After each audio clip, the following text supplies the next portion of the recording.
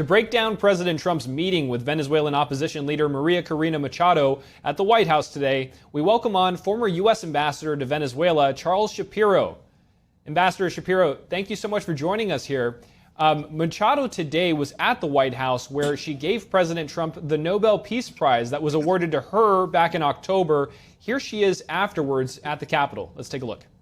The people of Bolivar are giving back to the heir of Washington a medal, in this case a medal of the Nobel Peace Prize, as a recognition for his unique commitment with our freedom. Ambassador, why does Machado have such strong support for Trump's actions in Venezuela and his support for the pro-democracy movement there? Because she's a Democrat, small d Democrat. Listen, I don't say everybody, but almost everyone in Venezuela, according to latest polling data, is delighted to be rid of Maduro. That's Venezuelans in Venezuela and Venezuelans in exile outside the country. She's the leader of the opposition, and she is delighted that President Trump took that decision to extract Maduro. And currently we have Delcy Rodriguez, who's part of the Maduro regime, named acting president of Venezuela. Trump says that he wants an election to be held in Venezuela soon. What comes next for Venezuela? Does the U.S. need to be involved at all in ensuring a fair election there? I don't think the president said soon. At least I didn't hear him say that. And what I did hear was the White House press secretary say, hopefully undercut the whole message of today.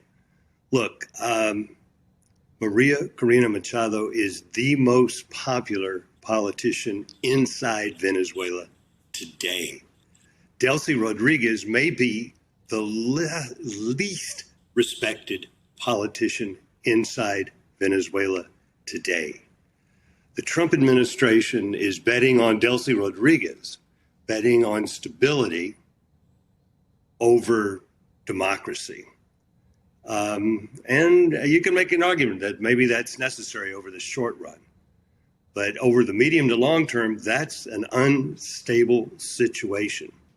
You and I both know that there's always problems in any country, and particularly in a country undergoing a transition like Venezuela. There'll be electrical shortages, inflation, who knows? And trying to run the country through Delcy Rodriguez, who is the henchman of Maduro. So the troops that went in took out Maduro and Celia Flores, his wife, who's a member of the National Assembly, but they left his henchmen in place. And so what you've got is the dictator gone, but the dictatorship continues. And to my way of thinking, that is an extraordinarily unstable situation. So how much longer can the U.S. really trust them to continue going on like this with Maduro's regime still in place? Could the regime themselves try to string along the Trump administration and then hold out until there's a new administration in the U.S.? Look, they're stringing along the Trump administration now.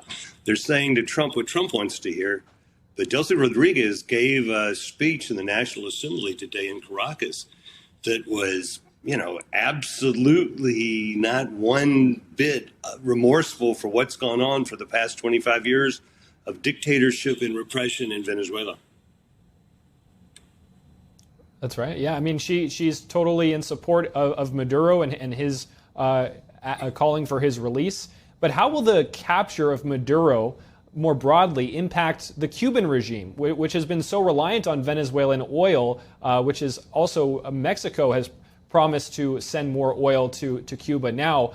But can Cuba hold out now? And then also on top of that, let's look even broader. How will it impact just the authoritarian network regimes connected to Maduro, more broadly?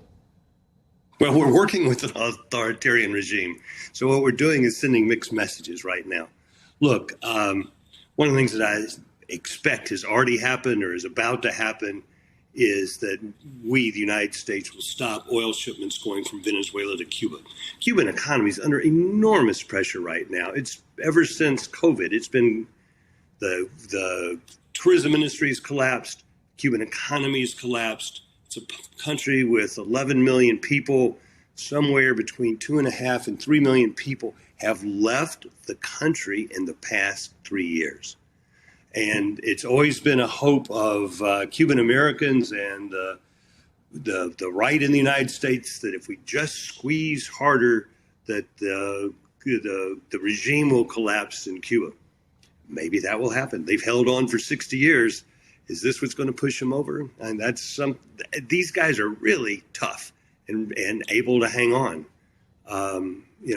They've been getting recently 50,000 barrels of oil a day from Venezuela and paid almost nothing for it. I mean, it's so cheap that it's almost free. Ambassador Charles Shapiro, thank you so much for your insights here today. Always appreciate it.